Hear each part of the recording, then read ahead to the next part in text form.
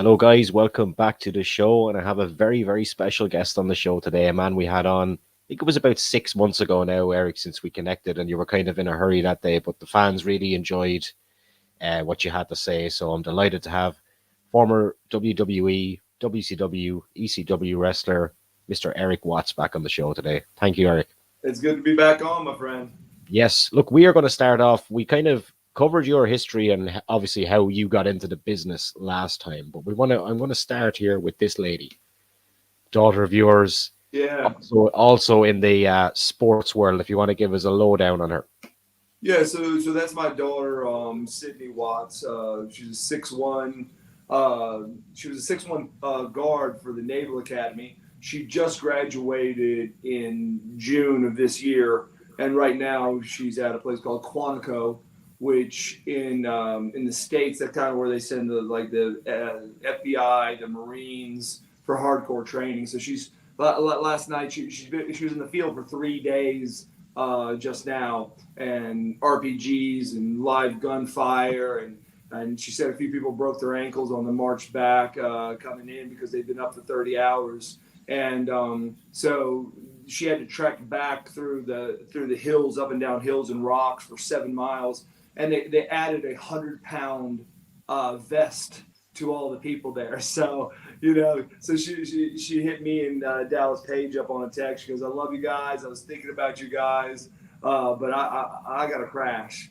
But when she was young, when she first started basketball, she was tall, and so I was watching the Lakers a little bit back in that day, and I was watching Shaq, and so Sydney started watching Shaq. And so then she said, "Hey, I want to be number 34." So my nickname when she first started, I'd call her Shaq Sydney, and because she was so devastating. And then as she grew up, 12, 13 years old, she's like, "Hey, don't call me Shaq Sydney anymore. That's, and so I was laughing about it. But about, I don't know, 5, 6 months ago during the NBA playoffs, Shaq got a hold of us, and so we went up, and our own set. We watched the NBA tip-offs, Draymond Green and Ernie Miller and Charles Barkley, and we hung out before, during the show, and after the show. We did a little bit of jersey swap. Sydney signed her jersey, gave to Shaq. Shaq signed a jersey, gave it to her. Just had fun with it, brother. Yeah. And I remember when we were talking last time, there was little whispers of maybe wrestling companies potentially looking at her. Is there any more light you can bring to that, or is it something that she's Yeah, interested in? no, I think it's cool. It was 100% a done deal, and she was heading to the WWE, and then the Naval Academy got word from up high Washington or whatever, and they canceled all agreements so that like if someone had a shot to go to the NFL or pro baseball or whatever. I don't know how long ago, but they started allowing people, if they were going to a pro sport, to go to that pro sport and postpone, because you got to do 5 years after you graduate to give back the time, right? And so they let you postpone. So it was a done deal. I mean, she was going to report to Orlando for wrestling school, and the last minute they jerked the chain out from under and said, listen, we got so much stuff going on with Ukraine and Russia. We got some China stuff going on. We got Iran going on. I said, "We're so sorry, but we got to keep all our troops on, base." So, but to me, man, listen. I mean, she was asking me, but she never asked me what I thought. And listen, this chick is one of your most intelligent women. She's in cybersecurity. She's got the whole world in front of her. So thank God she didn't ask me, because I would have said, "Hey, stay in cybersecurity. Get out of once you get out of the service, build your own company and buy WWE. Don't wrestle, because I could just see her, and plus, I'm older now, and I'm thinking, hey, I want some grandchildren, so the selfish part of me was like, hey, just stay home, but I was never going to tell her no or say no. Once my kids went to college, I said, hey, I'm done raising. I'll be a sounding board. If you guys have questions, I'll give you my best input and I'll direct you. But you're adults now, and so you make all the decisions you guys want to make. But I can tell you, she would have gone. She Yeah. oh yeah, she was going to go. she wanted to see what it's like to be on the big show. Yeah. Well, as they say never, and she's still young. It could happen in the future. Who knows? 100%. You know, she was even saying, "Hey, Dad, if I get my 5 years, I'm still 26 when I get out." Yeah. And she's going to be 26. And let me tell you what, in the military, you have no choice other than stay ripped and stay tight. You know, so that's young enough. You know, if she came out and she wanted to go to the big dance and try it out, she could do it then. Mm, exactly. And just briefly, then, for people that didn't catch the last show, just how you got into the business. Obviously, I know this, but how you got in and your kind of training regime getting into it. Yeah, yeah. So the short story is that my mother had asked my father, due to the fact that our close friends, the Von Erichs, you saw what the family did there, right? And if you've seen the Yeah, latest movie, you saw the latest movie. There was a lot of tragedy there, and of that course. was real. That was real time, right? There was no cell phones. There was no pagers back then. Like my dad would have to sit us down and say, "Hey guys, I got some sad news. David died over in Japan." And we're like, "Oh my gosh!" And then it was just one catastrophe after another. And my mom had told my father. My father went to pro football right out of college, so he did not finish college. He went to the Houston Oilers, knocked out the coach, went to Indianapolis Colts, was traded to the Minnesota Vikings. And so when he was at Minnesota Vikings, that's when Vern Gagne came to him, being up in the AWA territory up there. And so that's how he got into wrestling. And that's why wrestling had a lot of pro football players, because my dad brought in players, Ernie the Cat Ladd and Wahoo McDaniels. And Wahoo McDaniels was actually on the University of Oklahoma with my father. So a lot of guys came that way into wrestling. But my mom was like, "Hey, and my mom came over from Estonia. We told the story if they watched the first. And so she didn't go to college. My dad went to college but didn't graduate. And she's like, "Hey, let's make a rule that none of the kids can get into wrestling without their college degree." And so, but I was gonna go, try to play pro football. And Yeah. so it was after my senior year that I was kind of burnt out of football, and I was trying to make a decision. Am I going to go to Tampa? What am I going to do? And I called my father up and said, "Hey, Dad, is there anywhere around Louisville where I could get in the ring for a while?" I didn't know whether he'd say, Jerry the King Lawler or Jerry Jarrett, or I didn't know what he was going to say. He's like, "Well, there's a guy in Atlanta, the Masked Assassin, and he's got a school," and he goes, "Go down there," and he goes, "How many days you got?" I go, 23, 24 days before my classes start again. He goes, "I'll give him a call, go down there and get in the ring." And so that's what ended up happening. And from there, I fell in love with it. I was in school 23 days. I was on the way back to Louisville, and Dusty asked me to do a show. I did it, and he asked me to do another one, and asked me how I felt. I said, I've never felt like that in my life. I played football in the Tokyo Dome against Syracuse. My first college start was at Ohio State, which is a huge here on ESPN on Saturday. I mean, I've seen and done so much, but I've never felt the thrill and the adrenaline and just I've never felt that in my life. And I told Dusty, and he goes, "You're screwed." He goes, "I knew it." And so I was leaving that show because it was on the way to Louisville. Actually, the shows were on the way back to Louisville, and he said, you're done. I only had 3 classes left to finish my master's. I graduated 3 years, and I was doing my master's school. And he said, "You're screwed." He goes, "Tomorrow, be in Atlanta. We've got a contract for you, and your 4th match is on WCW Saturday Night Live." And I'm like, "What?" and realistically, from that point, it was kind of a blur. I knew nothing else, man. I mean, literally, I wrestled, and then immediately they had airplane tickets and dates, and I was on the road, and never looked back. You talked about that kind of feeling that you never had before, and obviously only people that have been there can experience. How do you unwind from something like that, from going out into an arena with like 15,000 people, for example, doing your match? How do you cool down from all that? It gives me chill bumps right now. You asking me about that because I think everyone's different, right? My unwind was different, I think, than many people because being in athletics my whole life and then being around pro wrestling. not knowing pro wrestling, we set up the rings, we sold T-shirts, security, did the TV tapes, brought wrestlers to and from shows. We did all that, but we weren't allowed into the know of wrestling. Like when we went to locker rooms, everyone shut up. And in my dad's territory, the baby faces and the heels, they were in separate locker rooms. They didn't drive together. They didn't, like it was complete kayfabe, complete kayfabe. So,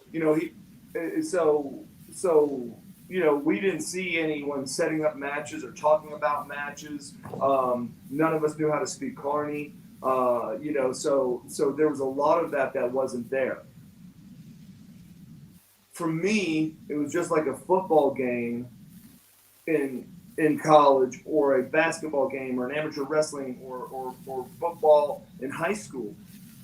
As soon as I got off the field, I was already thinking about the next opponent and how I could better my game. What did I do good and what did I do bad? I would take a few seconds to acknowledge the good things I did, but from that point on, all I really cared about was knowing what I did wrong and what I could improve on.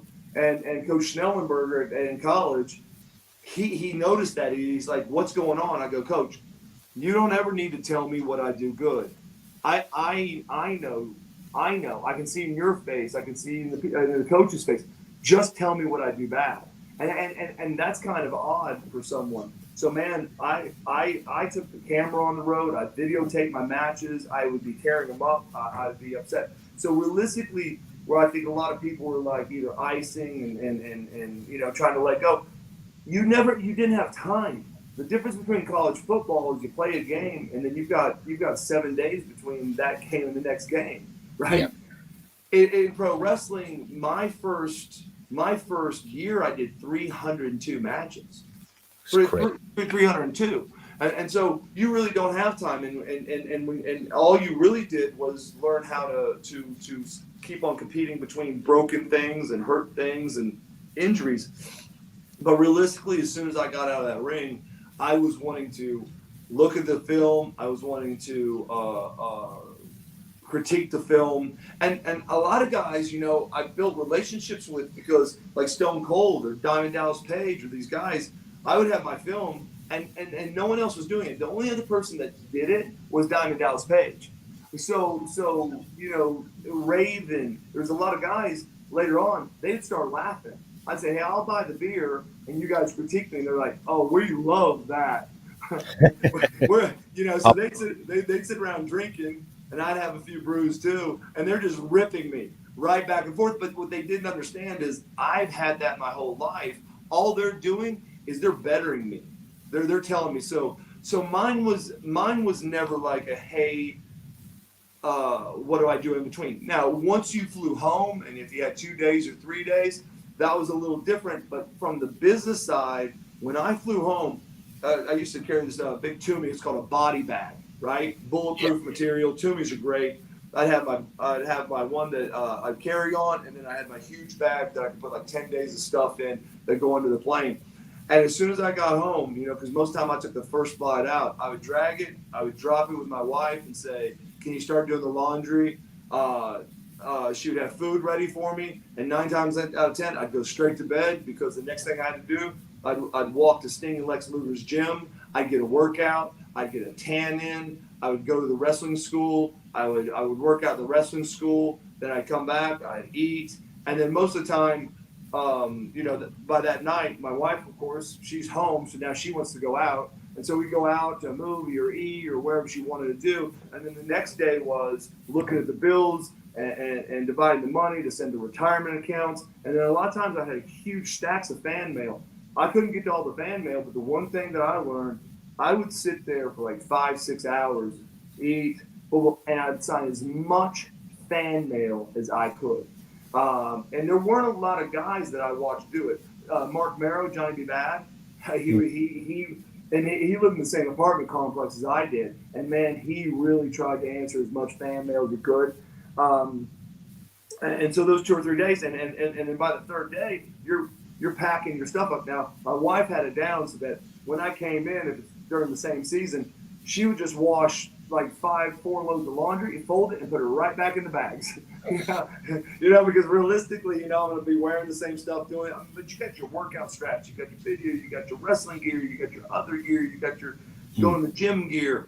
So man, it was just a never stopping, endless game. So there was and I mean I was supposed to get married my first year, and that I don't know if you remember the Arn Anderson incident in the parking lot, before a pay-per-view, and I never knew that was going to happen. And literally, I got told, "Hey, you're going to have to postpone your wedding for a week. We just put you in this. You're going to do this pay-per-view." So when we had How did that go down? Just want well, to know. it's hilarious because look, no one had a choice, right? Yeah. And they told us about a month before. But here's the deal: all the cocktail napkins, all the stuff, and the dates of it, and it was yeah. So hey, listen, my wife, we met in college. We were engaged for 3 years before we got married.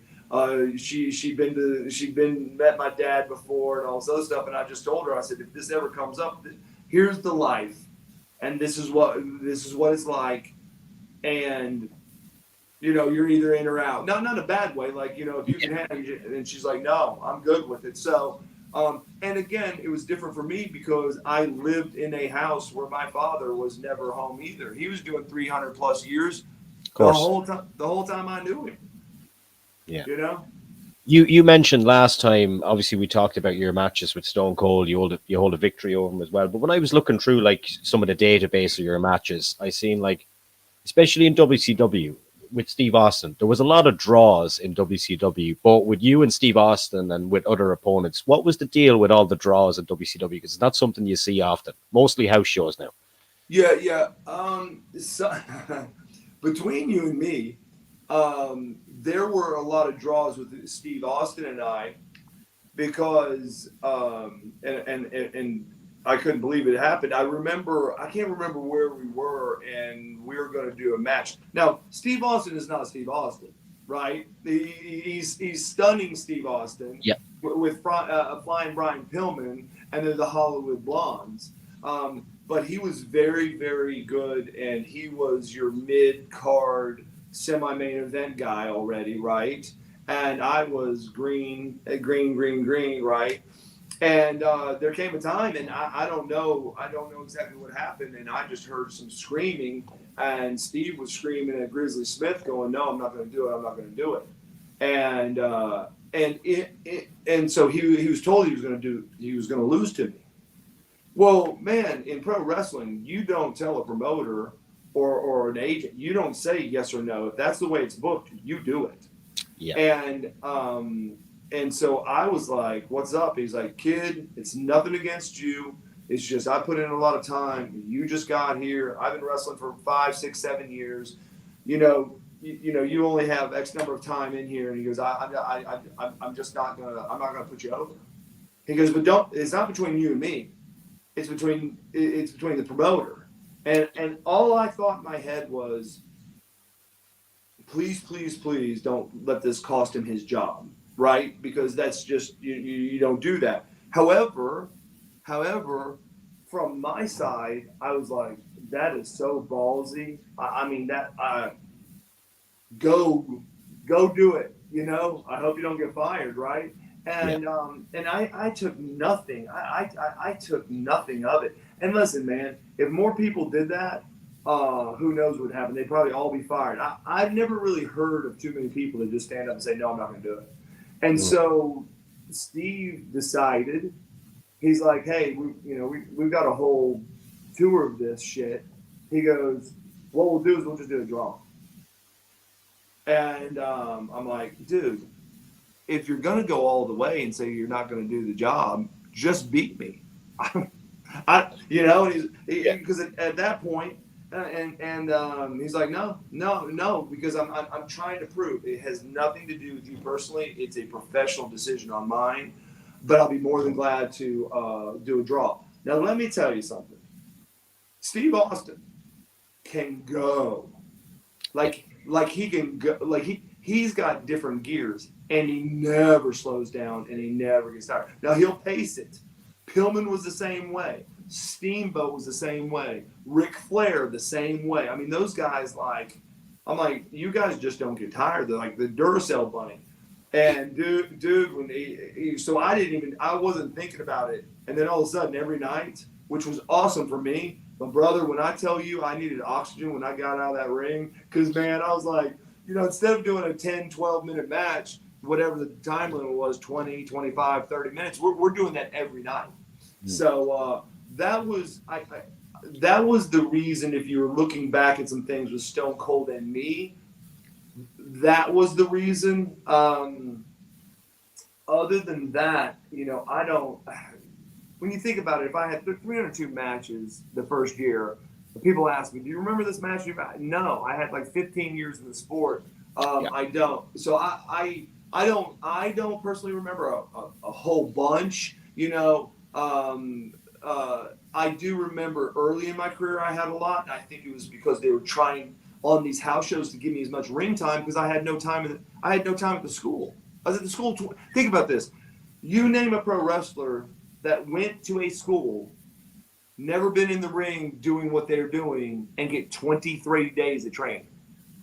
Yeah, it's crazy. And so I know they had me do some stuff like with Bobby Eaton a few times, and it was cool because it's like 5 more minutes, 5 more minutes, and the fans, yeah, and then you come in, and sometimes you go to a draw again, 5 more minutes, and so I think it was just with me personally, they were trying to give me as much ring time as possible. You probably remember this one though, 1992 as well. Rick Rude for the US title. Like that's a pretty big match. What was that like? Man, let me explain something to you. That was a rough day because the difference between Rude and Austin, me and Austin got along. Rude hated my father, which then in tech hated me. And so that night we were at the Georgia Mountain Center in Gainesville. And what people don't know, they called it Saturday Night Live, but there was nothing live about Saturday night. They were all pre-taped. And so you would go and show up at this arena and there could be 50 matches, 40 matches. And that night I walk in and I had 3 matches that night. Rick Rude, every one of them. And I'm like, what in the heck is going on? I had no idea. I'm like, what the, And so they brought an idea. And the idea was, and this has happened in wrestling, many, many times, that I'm going to be paired against a guy I should not be wrestling. And he is going to beat the living shit out of me, but I'm not going to give up. So the first match, and then I crawl to him. Medusa is there. She's hitting me. She's slapped. I'm just getting my ass whipped. And so then the next week, the only difference is I get my butt kicked again, but I don't stop, like the old Terminator, And then the third time, I can't remember. I mean, the third time maybe we go to a draw or something like that. I can't remember exactly what happened. But the whole idea was you take someone that should not be competing for a title around one of the more famous wrestlers of all time. And the idea is that they forget just how young you are because you're in the ring and you're showing guts and you're not stopping. And so what it did for my career was like the whoom. I mean, it threw gas on the fire just by me being able to brush up against Rude. Now, let me tell you what, Rude did not like it. He didn't want it. He was pissed off. But not to go into too much, but me and Rude ended up going head to head in the locker room, and he's passed away, and he put me through a lot of stuff, being mad all the time and all that. And so one day Sting said, "Your rookie year's over. Take him out." And so we got into it. He got a little choked out, and kind of got stretched out a little bit, and it was in front of all the boys, and he was known as a badass, right? And it was in front of all the boys, and he didn't take it lightly. Matter of fact, I remember after I let him off, all the guys were like, "Oh my gosh, Erik Watts tore Rick Rude up." He got pissed off and walked out. I think he tore his shoulder.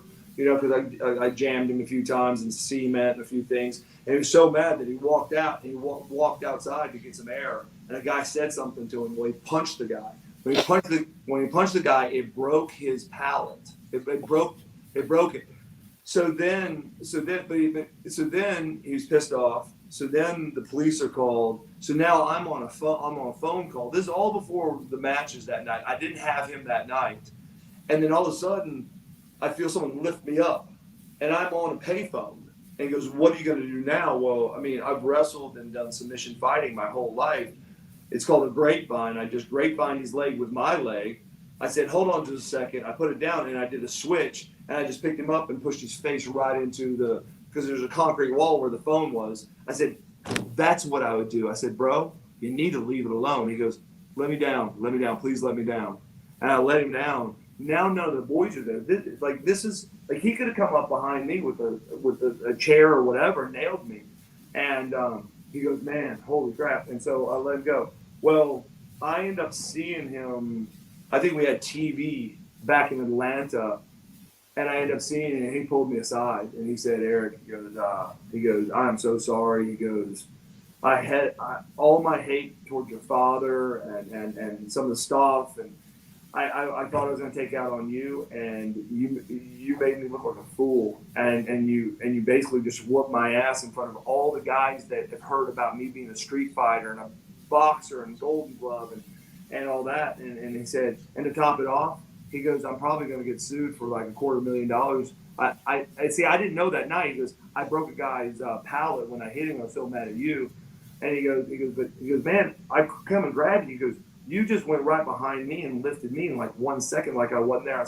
I said, "Rick, it's the difference between understanding grappling, like shoot grappling and things like that." I said, "It's not that big a deal." Here's the good side of the story. After that day, he would go up and say, "Hey, on some of these house shows, put Erik with me." And so it was after and so now, man, I'm in the ring, and like I would get stuff like Grizzly would sit down and say, "Okay, 12 minutes, Rude, you go over." And like I remember we did a 10-day stint, and every night we were doing like 25 minutes because they say 30 minutes. So then the guys in the back are getting pissed off because the shows are going long. And so then Grizzly started doing, "Hey, change the time limit to 20 minutes so we did do 25." And then Rick would do a draw, on purpose, and say 5 more minutes because now the time lag, so we didn't draw, and then back in and man, that 10 days, and then thereafter he became like a mentor and a coach, and he, without anyone knowing, he'd watch my matches, and then when I came back, I'm getting input from Rick Rude, and as a kid, right, I knew Sting and I knew I knew Rick Steiner. I didn't know Scott because Scott was in college. So I had a lot of Bobby Eaton, the Rock and Roll Express, the Midnight Express, Jake the Snake Roberts when he came in. All those guys had seen me since I was like 4, 5, 6 years old, all the way through college. And so I would always ask the guys, "Hey, would you watch my match?" And so then they would critique me. So that helped me out tremendously. Acers here in the chat is saying Erik should have won the WCW television title tournament final against Mr. Wonderful Paul Orndorff. Oh, man, again, there's chill bumps. Listen, God bless you, and that's awesome. And I have no feelings either way because Mr. Wonderful was another guy it was a crazy time. So they put us on the road. And so we were there for like 10 days. And Paul did the same thing, where he's like, "Let's go all the way till the last second, and then I'll beat you." And so the last day of the tour, and guys were getting pissed because we were only supposed to go like 12 minutes, right? And because when you have a show, right, you want to keep it within the 3 hours, and we got another show and all this stuff. Well, the last night we had a battle royal at the very end, and Paul, we have the match, and so in the match, we're doing some stuff, and he threw me off. He said, "Duck my clothesline." backslide me. So I backslide him, right? And we had a great match. And then Nick Patrick, 1, 2, and I see the hand coming down, and Paul's not kicking out. So I push his arm up, but right when they did 3. So then I pushed him up, and I got out, and then all of a sudden the bell's ringing, and I'm looking. The babyface, slide out of the ring, and I'm trying to go. What's going on? My dumb ass is going. Oh, no. He kicked out. I'm arguing for him, and he kicked out.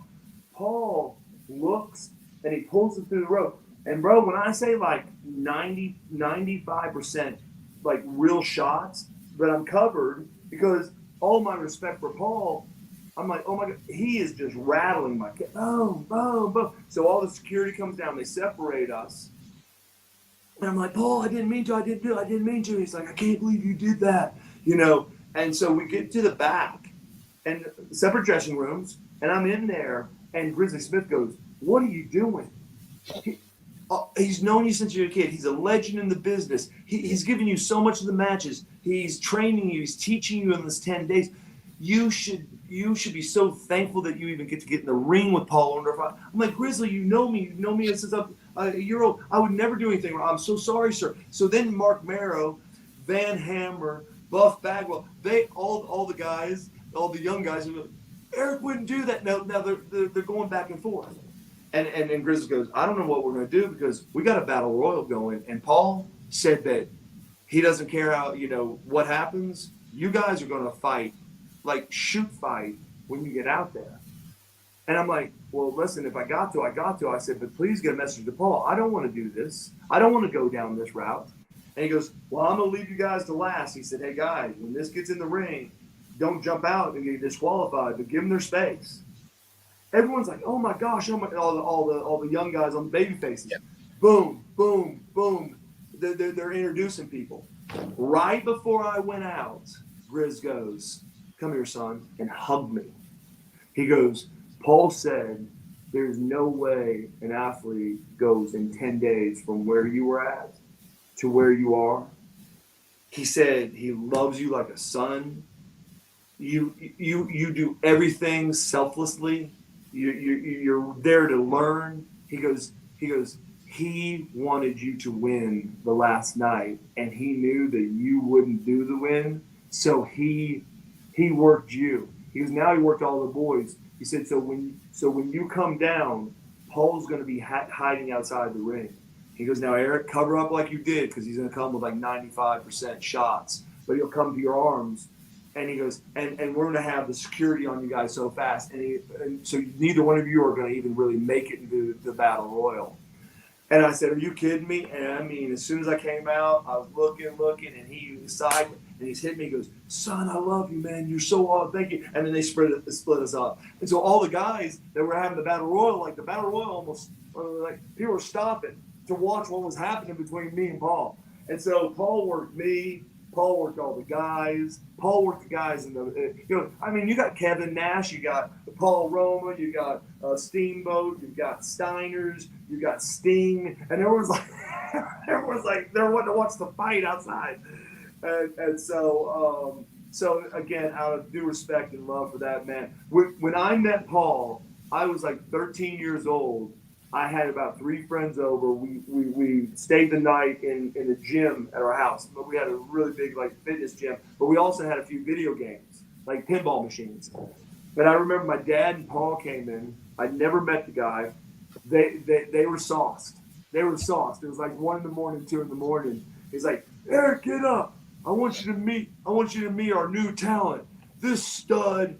And so, Paul, feathered hair, just ripped. He goes, Florida arm wrestling champion, college football, blah, blah, blah, stud. And Paul, and he goes, arm wrestling.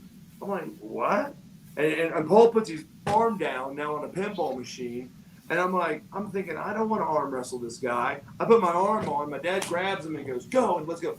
I swear to God, I thought he ripped my shoulder out.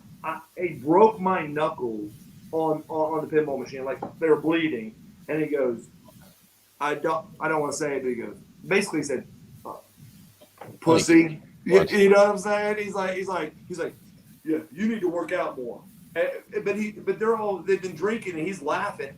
And I'm thinking, I just blew my shoulder. And then they walk out. That was the first time I met him. First time, so I watched him and he was everything my dad said. He was just a natural, incredible athlete, incredible entertainer, and a phenomenal worker. So think about that. That's my first meeting with him. And then we end up having that. So, man, the TV title would have been awesome and great, but hey, bro, I was just happy to be in the ring with him. Jim Phillips wants you to talk about the locker room in WCW when Bill was booking. Yeah, the locker room. So the locker room. What was different about the locker room was it wasn't any different to me. It was different, I guess, to everyone else, and Yeah. I did not know that. So now you're getting to the locker room, and they got babyface locker rooms and heel locker rooms, and it's intense as hell. And people aren't just sitting around playing cards or listening to music. Everyone was on pins and needles, period. Meaning, for the TVs, because Bill Watts isn't on the road, but he's there for the TVs and stuff. And so it was just a normal, it was like me going to any of the TV events that I went to as a kid, right? But man, like when he would go off on people, and like if people did a bad punch, my dad was known for let me show you a punch, and my dad has these big ham hocks, and he'll pop you, and I mean he's gonna hit you hard, and he goes, now that's believable, and he goes, and see how the guy can sell it. He goes, like he was like, your effing punch couldn't break wet toilet paper, like you stupid bat, and because that's how he learned coaching. It was no different than football, man. Schnellenberger would grab your face mask. And the bad thing about Schnellenberger, he would hit you. He would open hand slap you in the helmet. Well, he's got the undefeated Miami Dolphins Super Bowl ring on this hand. He's got a national championship on this hand. Bro, when someone slaps you with an open hand slap and they basically have a steel bolt on your hand, your ears are ringing and shit. So let me get something straight. Well, that's how he coached. And then he would get mad. He's like, listen, if you're not after main event, I don't need you coming off the top ropes. No one needs to go outside the ring in the first 3 matches. Well, then my dad sat there and said, okay, you guys want to do all these stupid high-flying moves, which are killing finishes. I'm gonna take the pads out. So you guys just hit the concrete all you want. And then no top guys were getting mad because here was the deal. He's like, learn to work. Wrestling doing all high spots doesn't get anyone over. A matter of fact, what you're doing is you're killing finishes because you guys are kicking out of finishes. And so a lot of the guys didn't know what to do. And they were frustrated. You know what I'm saying? And about that time, ran in Too Cold Scorpio. So he's like, hey, if I got this guy doing a 1.5 flip off the top, I don't need everyone jumping off the, so it's that psychology, and the guys had to learn that psychology. So between you and me, shit, the first 2 or 3 months, I didn't know how bad it was. It was after some of the guys got to know me, they were MFing my father, like this mother, and then I'm thinking in my head, I'm not going to say anything because I would like to tell them why he's doing it, right? Because I understand it. And he was really rough on the referees, but Pee Wee was there, Nick Patrick, why he started reffing, he was in my dad's territory, blew his knee out, completely out. And he goes, Bill, I can't walk it. We're going to have to go get it fixed. Well, when you blow your knee out, it's a 6-month rehab. So Nick was beside himself in tears, drove straight home, hoping that that the diagnosis would be different. And they're like, no, you blew your knee out. And so it was after that, he was like, I'm not going to be able to get back my spot, this, that, and the other. And so he moved to reffing. So you had some very veteran refs at WCW, all that had worked for my father. So then when my dad said, because here's the idea. Okay, here's the idea. Babyface is a good guy. Villain's a bad guy. Okay? You see it in the movies, right? Yep. The good guy at the beginning out wrestles the bad guy, not close fist. He out wrestles them to the point in which the bad guy has to say, "Hey, look, ref," or he's grabbing my shorts and gouge you in the eye. He has to cheat because what you're establishing is if the bad guy the good guy is so good that the only way the bad guy has a chance is he has to cheat. That's it. Yeah. And so my dad was bringing that back in because the referee was the police officer. So now the fans can get into it because they honestly think if he says if you punch him again, you're out of here, or if you're choking him, if it goes past 10, you're out. So that messed up the boys too because my dad would say, hey, listen, if you get to 10 and they're still choking him, stop the match and declare a winner. So some of the guys were getting worried about like I've got a job, like Vader, I've got a job guy and I'm just choking the piss out of him. Well, Yeah. my dad said, hey, Vader, you choke him past 10, guess what? That guy wins the match. So guys, it made them start thinking different because my dad's like, we got to bring back Just the respect for the refs. bit of discipline. It was discipline, well, and it was the storytelling, right? How can you have a good guy and a bad guy if the ref doesn't hold the law and everyone's just throwing punches, which you see today, right? Everyone's still throwing punches and stuff like that. So he was trying to bring back the true art of telling a story, and these guys hadn't had that because before that, you know, Dusty was there some, and Ole was there some, and these guys were badasses, and they knew what they wanted, but they'd kind of given in because of Vince to like, you know, we'll set up the matches, but realistically, do what you want out there, right? And so I'm not dogging anyone. That was it.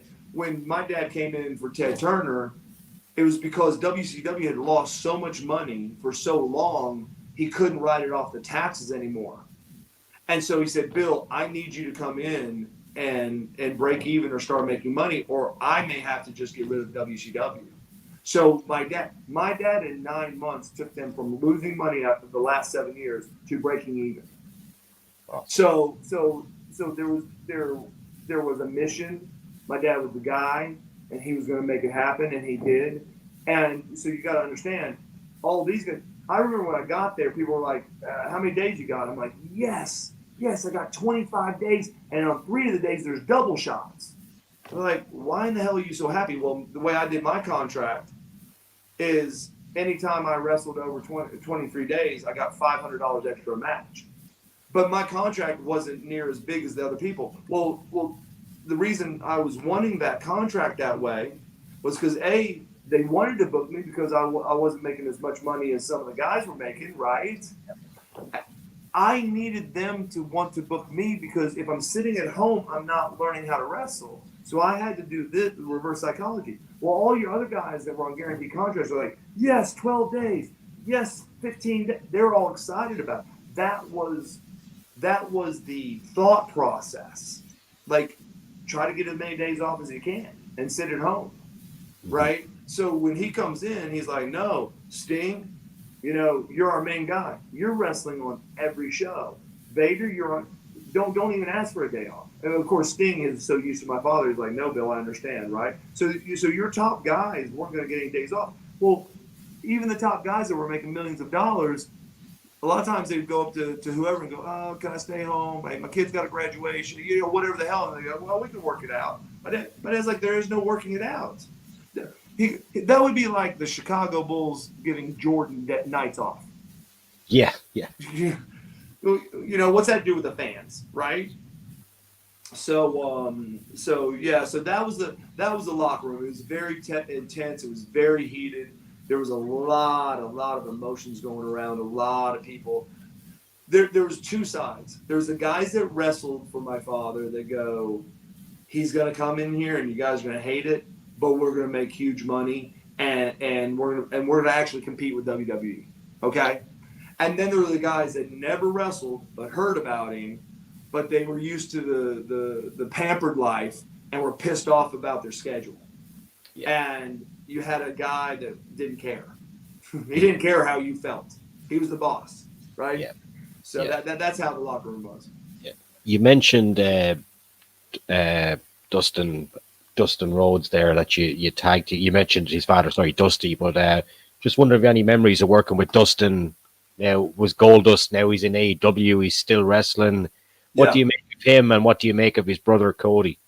So what's crazy about that is when I was playing at Louisville, my father had worked out a deal where Louisville brought him in for a visit. which is big for any high school kid to say, hey, you know, but they didn't offer him a scholarship, right? And so Dustin went from high school basically into pro wrestling. So if you fast forward 4 years, 5 years, now when I'm here, he's so glad to see me. I'm glad to see him because when his dad was in the territory, in the summers, if we hit the road with our fathers, me and Dustin would be doing whatever, putting, you know, taking down rings and stuff as Dusty and my dad are going over, you know, talking about how the event was and making sure the money was right and the ticket sales. So me and Dustin got to know each other, you know, not all the time. It'd be, you know, short things here and there in the summers. But we knew each other, right? And besides the fact my dad and Dusty were so tight that it's almost like a family thing, you know? Like when I went up to WWE, I did not know Bret Hart and Owen Hart. I mean, of course I watched all their stuff, but as soon as I came in there, they treated me like a brother, right? Because of the father's understanding in pro wrestling. Okay. So when I first got there with Dustin, because what they did is they brought me in to do the second generation deal. So I was going to be the rookie to Barry Windham and Dustin Rhodes. So I was on the road with him all the time. And I will say he was young. He was beat up emotionally because when I first got there, he gave me the biggest hug and I thought he was excited to see me. He goes, I'm so glad you're here. And I'm like, man, I'm glad to be here. He goes, no, I'm glad you're here. I go, why? He goes, because now the heat can be on you instead of me. And so I guess the boys gave him a hard time because of Dusty and Dustin. And I think Dustin's personality, he actually took it personal. And so it wore on him, and it wore on him a lot. And so I had to hear a lot of, I'm never going to be as good as my father. I can't step in these footsteps. And he didn't understand me really well because I'm like, well, why would you ever want to step in your dad's footsteps? I mean, you want to be your own person. And the reason I'm telling you the story is me and him ended up kind of, you know, a few times having words over it. Because I'm like, dude, you've got to pull your head up, right? And so what was so beautiful is when Vince pulled the deal on Dustin. Because listen, Vince plays games. Like, you made Dusty Rhodes the son of the plumber and put him in that ridiculous outfit. That was the craziest thing. But Dusty had so much charisma, and Dusty knew what was going on. He's like, you can put me in a chicken suit. I'm going to tear down the house. So it didn't bug him. Yeah. Well, at first it kind of bugged Dustin a little bit, but what it did, man, and I watched this happen like this. Dustin became the character. And then I never heard him talk about I can't be Dusty because he wasn't trying to be Dusty. He's trying to be Gold Dust. Yeah. And that's the only time I got scared because once he started taking off at WWE, I don't know if you remember this. Yeah. But the it wasn't the LGBTQ, you know, I don't know what it was called back then. They went to Vince and said, we will sue you because they found out, because all they wanted to know was, is the character gay or not? Yeah. And then they weren't happy with the Roddy Piper stuff, weren't they, not as well? And right, but they found out he wasn't gay. And yeah. so then they said that they were making fun of gays. And so that's when Dustin had to quit like kissing the opponent. And he had to, and I was like, oh no, he's just getting out of his shell, man. But it made it. He couldn't do all the things like slap the guy on the ass. But by that time, Gold Dust was established. And I will say this, I don't know this personally, but you know, from what I heard, it was shortly after that he kind of gave up drinking and stuff. And like everyone, because he was always one of the best workers in the business. Like this kid was so good. I mean, it's unbelievable. But I think once he got divorced and things settled down in his brain and all this other stuff, he could just be who he is. Now Cody's a different animal because Cody, I remember I went to watch him in his first state tournament. He actually lost to the state champion. I wasn't there the next year when he won state, but I'm with Dallas Page a lot.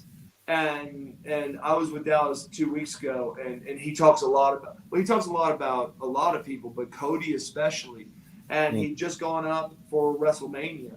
And I'm like Dallas, I know Cody and Cody knows me.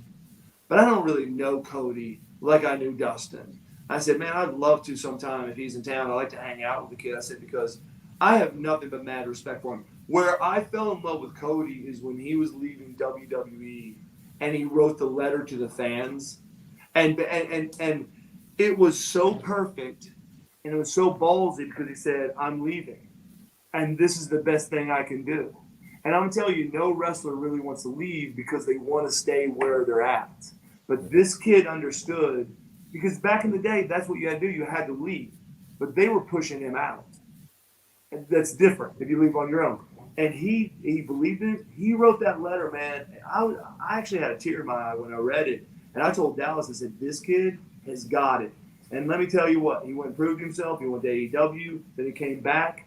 Then he lost, last year. And that was really when he thought he'd get the belt. And then he got the belt. I'm telling you, that kid deserves everything that he's going to get. And he's a stud. And I'm going to tell you something else. For being around Dallas, this guy already has his sights set on what he's doing after wrestling. Oh, I can imagine. That's how far ahead he's thinking. Yeah. You The know, guy, just like The Rock. yeah. The Rock knew he wanted to be in movies one day, right? Now, I don't think that's Cody's trajectory. I don't think that's what he's pushing for. But yeah, The guy wrestled over here in between leaving WWE and going to AEW. He wrestled over here in Ireland for a promotion. And then when COVID hit, our wrestling promotion was in trouble over here because they were renting out a premises. They couldn't train. The wrestlers couldn't train. Cody offered to pay the rent for the company over here. He's seen it coming up online.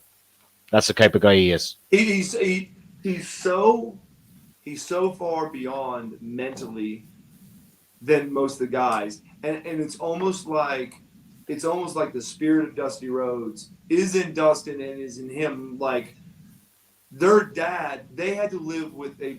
My dad was an owner, promoter. Dusty was a booker, wrestler. My dad was a owner, promoter, booker, wrestler. So I would get all the the spreadsheets and the profit and losses and all this. Dusty, he had been there, so I guarantee when he was talking to Cody and Dustin, he's also talking about how many asses have to be in the seats and not be in the seats and what's expected and what you should have. And those kids held on to it, and that's why they're so far ahead. It's because it's like the spirit of Dusty. Because Cody's understanding and Dustin's understanding now is so far ahead of most of the guys in the business because you can only get that really you can only get that if you're just highly, highly, highly visual and can see yourself in the future, or you have wrestling in your background. Like Rock has people in his life, right? His dad and all this other stuff. I don't know how much, how influential they were. But Rock, when he got there, he knew what he wanted to be and how he wanted to be. Even though he was on the bricks, bro, he was broke when he got there. He had to make it happen. But like I heard a story. I wasn't on the tour, but I heard that there was an Australia tour, and some of the guys got pissed off that night and went and like in the bathroom at this beautiful hotel and like knocked the urinals off the wall, broke the mirrors. I mean, just like trashed the hotel. And I heard that the next day when The Rock would check it out, the management was like talking to him, and he's like, "What happened?" And he's like, and they told him, he goes, "Listen, guys, this can't get back to New York." And they're like, "No, we are gonna get a hold of New York." He goes, "No." He goes, "How much do you think damage did they do?" And they're like 30,000. And he's like, "Will 50 do it? Put it on my credit card." He paid for it only if the people promised that they wouldn't tell anybody. And like Mick Foley, I heard about Mick Foley being in ECW, and then the payments were getting behind on the wrestlers. And I heard Mick came in and just said, "Everyone write down what you owe me. What you're owed, and I'll take care of it." And like he paid, now the ECW guys weren't getting huge money or anything, but he's like, how are these guys not getting paid? And he did it himself. So man, there's some very classy dudes in here, believe it or not, that get the business, that understand the business. Like Crockett. Crockett, when I got his book, Crockett, every place he ever was at, he kept the capacity, how many people were there. He found out the dollar amount of the gate. My dad saw it one day. He's like, I think he kept better records than my CPA. He's like, I don't even know how he got that information, but literally, he's got a book of every show he was at. And he'll tell how many people and how much the tickets sales were for all the years he was wrestling. Wow. As a manager, it's just so those guys get it, right? They just have a vision. They get it. Someone is Acers is saying here that you had heat with Lex Luger. That's news to me. Is there any substance to that? Yeah, it was really bad. It was really, really bad. I did not like Lex at all. And it was weird, right? So Lex, so I'm very tight with Sting. I don't know Lex. So when I first got to Atlanta, now I get offered a contract. I didn't plan on being there. I didn't even know where I was going to live. So I went to Sting. I said, hey, bro, before I got to find a house and all this other stuff, I just need a place to get an apartment or something. And go, I know nothing about Atlanta. Could you tell me where? And he goes, Lex and I have 2 gyms in Atlanta. And he goes, they're the nicest gyms you'll ever be in, called Main Event. He goes, right next to the one in Marietta, there is 2 high rises, incredible apartment complex. And what was funny is, once I got there, I found out AJ Spanios, that was the owner of San Diego Chargers, which was actually trying to get me to go to the San Diego Chargers. He owned that place, which he owns a lot of stuff. So anyway, I got a good deal at La Park. Well, the reason why was at La Park I could walk, and you could get to Sting's gym. So my wife at the time, she's sitting there. She doesn't have a job or anything. And after about 5-6 months of that, I'm like, hey, listen, you can't just go run and work out every day and tan. You're gonna go crazy. Let's get your job. And actually, her degree was in facility layouts for gyms. So I told Sting, and Sting's like, yeah, send her over to the gym. So she got a job there. Well, I'm gonna tell you this right now. She goes, man, I don't know Lex, but man, there's a lot of people here that really don't like him. They said he's arrogant, pompous, rude. And I'm like, yeah. Well, see, Lex is at WWE. Me and Sting are WCW. So I didn't see him much. But as the years go, like I would work out with Buff. Well, Buff started working out with Lex, and Lex, man, he was so arrogant. He was over the top arrogant. And so finally, Pistol Pez Wally, who worked for my father, now he's all beat up. He has nothing to do, and he hadn't saved any money. He goes to WCW and says, can I go put up rings? So now you got this Pistol Pez Wally that's wrestled everywhere. He's driving U-Hauls around, putting up rings. The guy can outwork 90% of the people in the thing. And I'd heard a rumor that basically Lex got upset about something one night and had him fired. So Buff Bagwell comes and tells me that. Now, I'm on my way out of WCW. And I'm like, that's it. I can't take this SOB. And I'm not this way. I've never started a fight in my life. So literally, I called Dallas Page. I'm like, hey, would you call Bischoff? And he goes, for what? I go, ask him. I said, I'm going to maul. I'm going to beat the piss out of Lex Luger. I said, I can't take it. And on my way out. Dallas calls Bischoff. Bischoff says, hey, make sure he does it outside the arena. Literally. So I'm waiting for him. It's my last night, but it's a TV night, and of course, I gotta go in and get my finish. Lex is running late with Liz. I was waiting for him in the parking lot. So he comes late. So I miss him there. So I've got to get out later on that night because I got to get to Atlanta to switch some stuff, and then I got to fly out. So I only have so much time. So I'm waiting for him. And he doesn't come out. I am like frustrated, right? I got the go ahead. I can do it. It's clear, and I'm going to do this. So fast forward, and probably about a year later, 2 years later, I'm going through divorce. And when I was going through the divorce, it was not a good divorce. And basically, I said, hey, let me give you some time to think about it. And she had some high-powered lawyers. I had some high-powered lawyers. But it was kind of right at the beginning. I thought we could still work it out. And so I went to a Marriott, and took out my American Express, and I said, hey, I don't know how long I'm going to stay here, just running everything on my American Express. About 2 days into being at the Marriott, I get a call going, hey, Mr. Watts, your card declined. I go, that card doesn't decline. They go, it's declining. So I'm like, I'll be right down. So I go down with my wallet. I'm like, here's a card. They run it, decline. Run it, decline.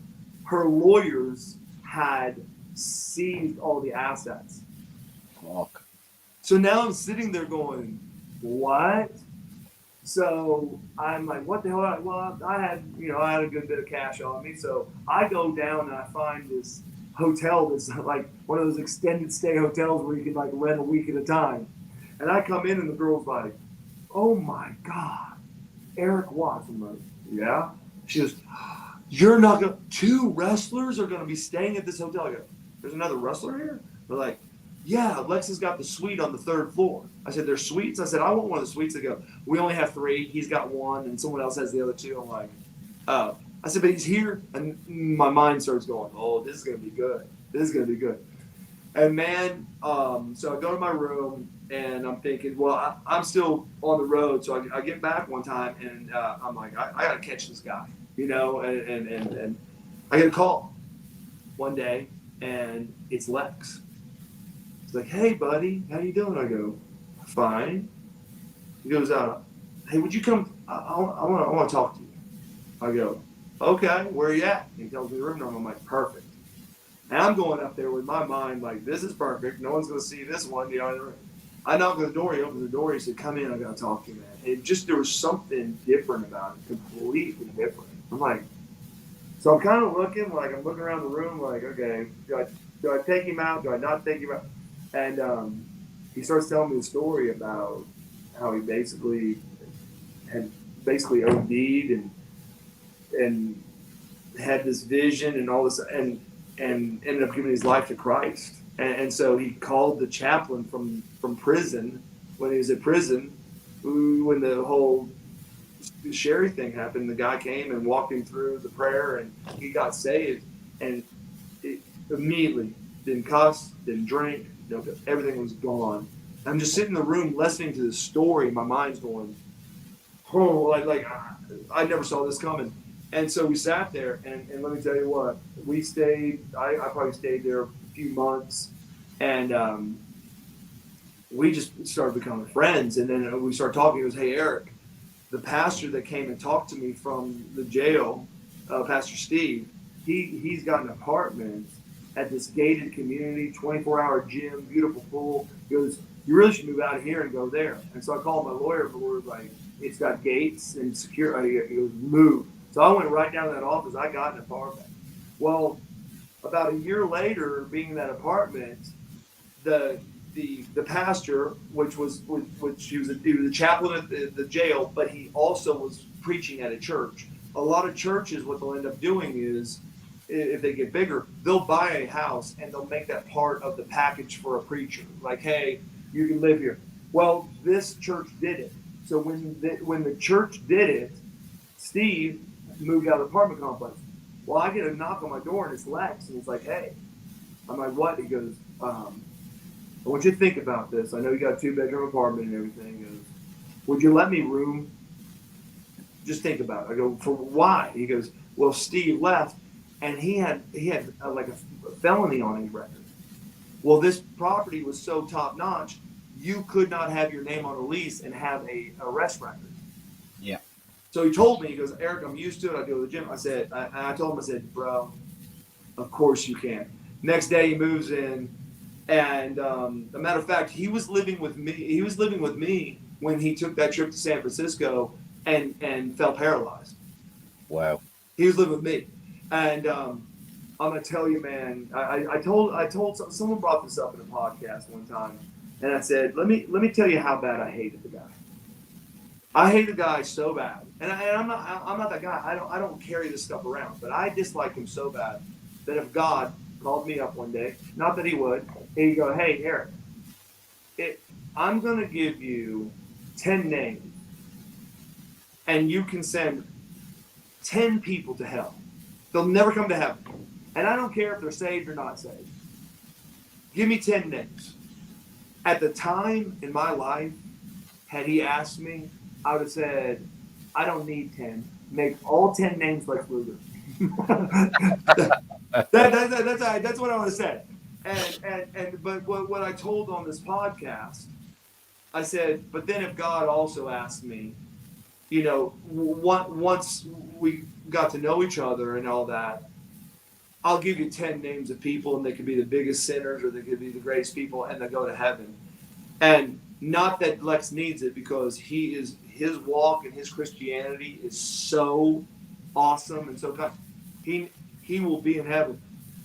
All 10 names would be Lex. And I told Lex the story one time. He said, hey, the greatest thing about it is we're going to be together, brother. And he is one of my nearest, dearest friends. I don't have my phone in front of me. This is the truth. Every day between 5 a.m. and 7 a.m., he sends me a devotional and a Bible verse. Every day. There is no off days, nothing. I can't tell you how many years. He is so incredible and so beautiful of a person. So I was telling DDP the story the other day, and I said, man, until you get older, you don't understand. Because when I was in the fire, I was so upset that this guy was so arrogant and hurt so many people's feelings, and then, took someone's job away and all this other stuff, that I just couldn't take it. He was just an awful individual. And I was going against my code. My code was never to start a fight. Now, if someone came after my family or friends and I had to defend myself, that's a different reason, right? The recruit thing. He was coming after me. I defended myself. It was bad for him, but I defended myself.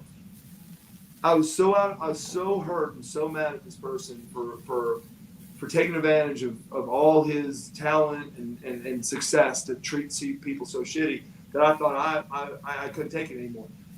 To think about that, it's stuck with me to this day. Like, how many times are you in traffic and someone cuts you off or something like that, and you're thinking, what a jerk. Nowadays it's just, to me, I'm like, I don't know what they're going through. It doesn't. I mean, I gotta be. It taught me so much. Don't ever get stuck in a moment like you think that life is going to be this way for the rest of your life. You never know what's going to change. You never know what's going to happen. Matter of fact, the person that brought that up on a podcast was kind of a jackass, because they had called Lex and they had him on hold, and they didn't tell me that Lex was on the phone. And I told the story, but it was more vivid and more, intense. And they go, hold on, Eric, we got a caller. And they go, hey, Lex. Well, me and Lex were as tight as could be. But it's not like I ran around telling the story. Somehow that's right. And Lex, in his beautiful way, and it made the podcaster pissed off, because this podcaster didn't want to hear anything about religion. Right? He didn't want to hear anything about religion. He just wanted to think that he was going to start something. And Lex goes, hey, Eric, how you doing, buddy? And the guy's like, well, so Lex, it seemed like Eric was had it out for you. And Lex goes, yep. He goes, and this is exactly what Lex said. He goes, so let me tell you how good God is. and so I'm thinking to myself, he tried to work two workers. You're right. And so my mind's going, okay, so where's he going to go with this? He goes, now think about this. At the time Eric was going to do this, I was the guy that made fun of Christians. I'm the guy that said, you believe in that? Oh, yeah, there was a boat and two of every animal. Like this guy would just, right? Oh, he would annihilate you. He would annihilate you. He did it to several guys. Buff Bagwell, he annihilated Buff Bagwell one time in the thing. And he goes, think about how great God is. Before I was ever saved, somehow he allowed me to be late both times, because he said, had I shown up on time, Eric Watts and his capabilities, I could have died. And if I would have died, I would have spent eternity in hell. He goes, God loved me so much, the heathen I was, that he didn't allow Eric to kill me. He goes, and Eric is one of my dearest friends. And the guy goes, oh, okay. And he goes, and Lex goes, is there any other questions you want to ask? And he's like, no. He goes, well, hey, Eric, have a great podcast. Bye, buddy. And hung up. And because at first I was so mad that I was thinking, what am I going to say to this podcaster once we get off the air. Like what a crappy little thing to do. So, but that's how cool Lex is. And yes, there was some major heat but man, for anyone listening out there, man, you think you're mad about something or you think you dislike someone, man, give it some space, give it some time, or find a different direction, because man, he's one of the more important people in my life. That's great to hear, man. It's come Yeah, full circle, that one. Like yeah. we're kind of gone over a little bit of time. We'll finish up now in the next couple of minutes. I have a fan wanted to know any memories of Tony Atlas. I got so many memories of Tony, Tony Atlas. Um, We hear the obvious ones online. I'll, The, I'll the give I'll defeat. give I'll give you one. We're at the Neil Shrine Boys Auditorium. I think it was in Shreveport, but that's where my dad did the TV main event Mid South Sports. First time I meet Tony, Tony's sitting there. He's got a Gold's Gym shirt on. His arms are bigger than my head, and he goes, boy, come here. And I said, yes, sir. He said, you the boss's son? I go, yes, sir. He goes, you look like a good boy. He goes, now listen, right across the street's a barbecue place. Best barbecue.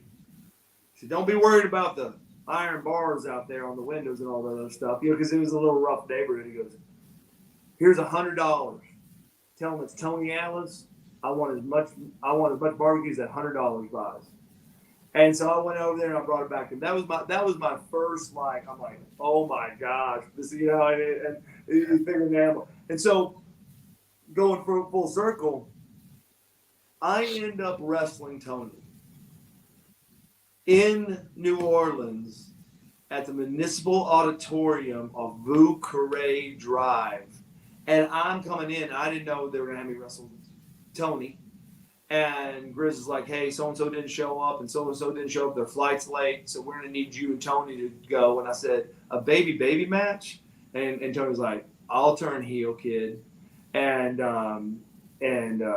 he was like smiling ear to ear. And I'm like, I was trying to absorb, you mean to tell me I'm going to wrestle Tony Atlas? Like my whole childhood of watching me, and man, the match was fantastic, and he was so kind and so cool to me. And so then occasionally we would drive to matches together, and he would start telling me stories about my father and how important my father was to him, and it was just insane. There was a deal with a Junkyard Dog, and so my dad was like, Tony, and don't hold me on the weight. It was like, hey Tony, do you think that you could bench 500 or 550 in the ring? I want to make you out to be the world's strongest man. And Tony's like, well, boss, I've never pushed that much weight. And think about it. They were putting the ring in, like they were going to put it in the ring, which kind of, that much weight can be finicky. And Dog goes, hey boss, I can get him to push 550. And he goes, in 3 weeks? Yeah, boss, I can do it. So Tony was like, okay, boss, we'll do it. So all of a sudden, my dad's watching, they're going. So about 3 weeks later, they're on TV. And Tony gets under that 550 and Dog's over him. Come on. Pulls it off. And Tony goes, boop, boop. I mean, he didn't even struggle. And my dad's like, so they're commentating. So afterwards, my dad's going, what the hell? We could have done 600, or whatever. So he came to him. He's like, Tony, how did you go from there to there? He goes, well, boss, I just did everything that Dog told me to do. He said, I always eat protein, He's got me on them protein shakes. And he goes, he's giving me these little vitamins. My dad looked at him. They were steroids. So Junkyard Dog was like feeding him steroids. And my dad goes, those aren't vitamins. Just steroids. And Tony told me, man, Tony said, man, your dad, brought me in as a bad guy, and he saw something in me. He goes, Erik, I've never made as much money in my life as I made for your father. And he said, so my dad said, hey, listen, this is what I want you to do. We're going to put police all around the ring, and I want you to go cut interviews. And in the interviews, I want you to say everything that you've ever wanted to say bad about white people. He goes, because he goes, think about all the racist things you've had to hear in the South. He Yeah. goes, because I mean, they were in the South. He goes, I want you to take out all the hate for all the racist things you said every night on the mic. He goes, and a matter of fact, if you can find a few guys in the audience that have wives, I want you to explain exactly what the wife would feel if you gave her all of what's in your underwear. So Tony's like, boss, I don't think that's a good idea. My dad's like, we got you covered. Tony said he went out and did it. And he said he was so scared. He was almost like shaking. They end up having to have riot police. The things that got thrown in, chairs, bottles. There was times Tony said he thought he was going to die. The people, it would get so bad they would converge and they would have to like march him out. And he goes, we sold out night after night after night. He goes, I never made money, not big money. He goes, Erik, I was making such big money, right? And he goes, I just trusted your father. And my father said, see, it's not about hate. He goes, because my dad was highly intelligent. He goes, what I do is I do angles on politics, on real life, like how do you think Nikita Koloff and all those guys happened? My dad made all that. It was during the Cold War when Russia was talking about sticking missiles at Cuba, and my dad's like, this is so. My dad found some guys out of North Carolina and said, hey, you're gonna have to learn how to sing the Russian national anthem. When my dad brought those guys in and they'd sing the national anthem, everything that someone could, whatever wasn't tied down was thrown into that ring. And my dad opened every night with that. And then my dad had him beating people up and laying the Russian flag on them. And when they finally came in on my dad and they laid the flag on my father, it was chaos. They had to stop the show. And that's how the Jim Dugan thing started happening, because my dad had Jim coming out with the board. Yeah. Going, hope. My dad said, now we're going to attach a flag to it. And so then he started waving the flag and all that other stuff from the Russian. So my dad was always doing a political or issue, because he said, that's the best stories, man. That's the best stories is what's reality. He goes, I know it's, he goes, what do comedians do? You know, comedians do the same thing, entertainers. He goes, if I got a bad guy, the bad guy. So man, Tony Atlas, and listen, the last time I saw Tony, I think it was like 5-6 years ago, his arms were still 21, 22 inches. Yeah. He almost looked like he almost looked like he hadn't aged, you know? Still on the old convention circuit anyway, from what I see a lot of appearances still coming up. He told me, he said, let me tell you, son, I learned something. I go, what's that? He goes, well, I got this wife. Because I think he's up in Massachusetts or New Hampshire, you know, and he does some roofing stuff or whatever. And I was talking to him. I said, yeah. He goes, I found out how not to get divorced. I go, well, how's that, Tony? He goes, well, we had a house together, and we were arguing, so she kicked me out. I said, okay. He said, so I went down about 3 houses. He goes, now that's my house. He said, but I made a bid on another house, and I moved in there.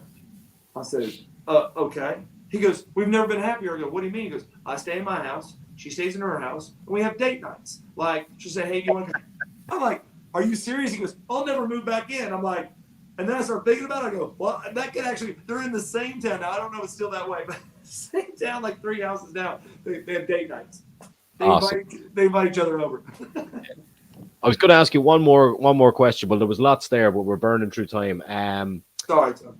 When David Flair came in, you had a match on Nitro with him. What did you make of him coming into the business? Did you think he was ready for it? What was your kind of experience with him? No. His little brother that I had met, that was a badass amateur wrestler. I could already tell that kid was Ric Flair. I felt horrible for David, because they came in and said, "Hey, would you do the job for him?" I go, "Of course I'll do the job for him." I mean, you know, who gives? But Rick came and asked me. Yeah, it was a shady shenanigans, Rick, with the distraction kind of thing. Yeah. But Rick had come to me and said, Erik, I picked you to do this because you understand where he's at. You understand that they're going to put him over. Therefore, you're not going to play any games. I said, Rick, I don't know what all I can do. I'm going to try to make him look as good as I can make, not just for you. That's what everyone's supposed to do. So that meant a lot to me. Rick coming and asking me, which I would have said yes to whoever because I'm the talent, they're the bookers. That meant a lot to me. Then when it got out, he goes, Eric, I don't know if David's going to have a match that good in a long time. He goes, I said, that's what we do. So that meant a lot to me. I felt horrible for him. He had the rosy cheeks. He wasn't very built up. And then I felt this push and pull with him. Like he'd want to get mad and say, I want to wrestle. And you're like, did someone pull a string on you? I mean, I can tell you don't want to wrestle. Like like you are so screwed because you're trying to be something that you don't want to be, don't know how to be, and your physical makeup's not there. And so I felt, but if you asked him, he'd say, no, I want to. And I'm like, man, this isn't it. To me, I don't know.